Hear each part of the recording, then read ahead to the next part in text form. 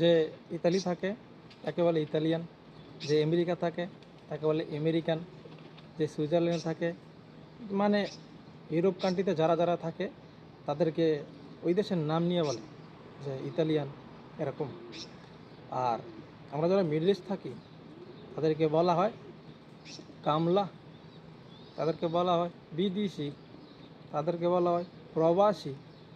এর মানে কী রে ভাই?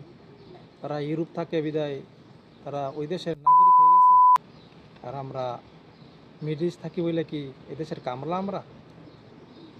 ওরাও তো বাংলাদেশ থেকে বিদেশ গেছে, আমরাও তো বাংলাদেশ থেকে বিদেশ আছি, হয়তো বা তারা ইউরোপ, আমরা মিডল ইস্ট। এই তো তফাৎ নাকি?